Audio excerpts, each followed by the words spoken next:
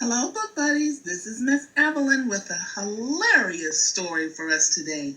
The Seven Silly Eaters. The author is Mary Ann Hoberman, and the illustrator is Marla Frazee. This book is dedicated to Miss Wendy, Adam, and Everest. Don't forget to give me a thumbs up and share this video with everyone. Let's get started with the Seven Silly Eaters. Not long ago, they say, a mother lived just like today.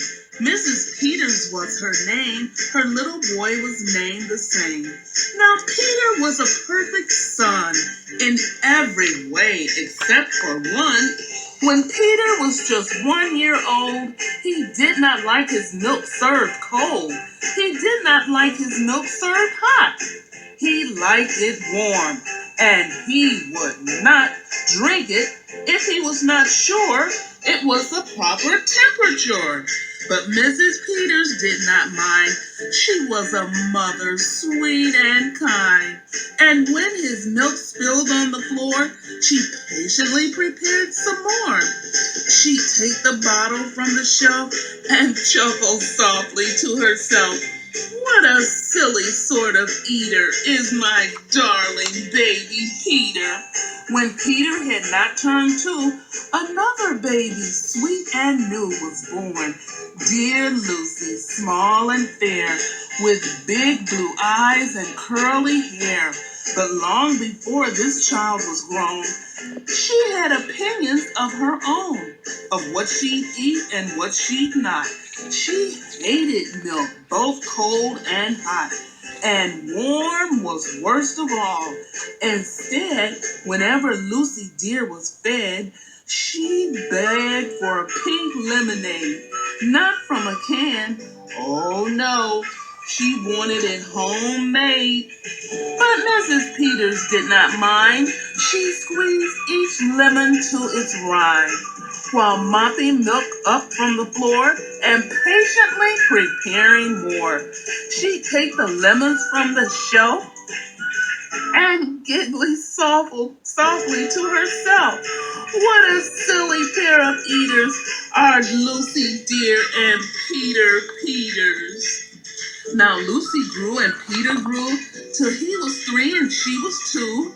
And who was one? Why, little Jack, with eyes so brown and hair so black, a happy baby, never crossed, but all he liked was applesauce. Peeling apples by the pound, Mrs. Peters faintly frowned.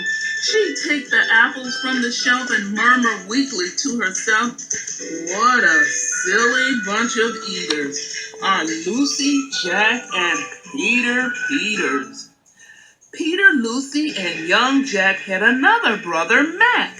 Mac was charming, round, and plump, but if his oatmeal had a lump, Mac would dump it on the cat.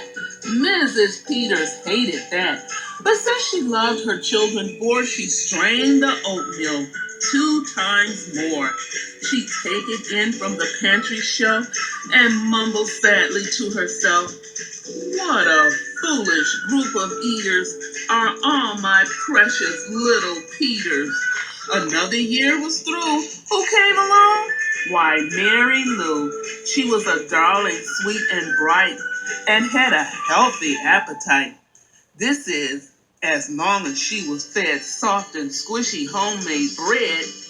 Poor Mrs. Peter got no rest, but still she did her very best. She'd take the flour from the shelf and mutter feebly to herself, what a fussy bunch of eaters are all my lovely little Peters.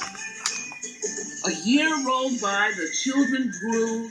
They really are a splendid crew, said Mrs. Peter, pinning pins and diapering her brand new twins. Little sisters, quick and smart, impossible to tell apart, but Flo likes poached eggs, Fran likes fried. If she mixed them up, they cried. Tired to the bone, Mrs. Peters groaned a groan.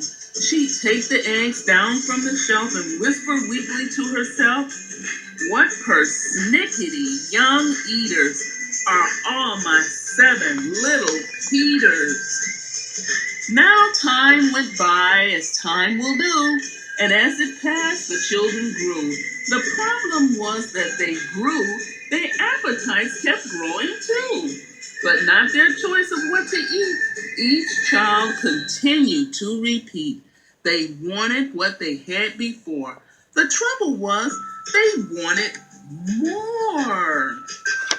Creamy oatmeal, pots of it, homemade bread, and lots of it. Peeling apples by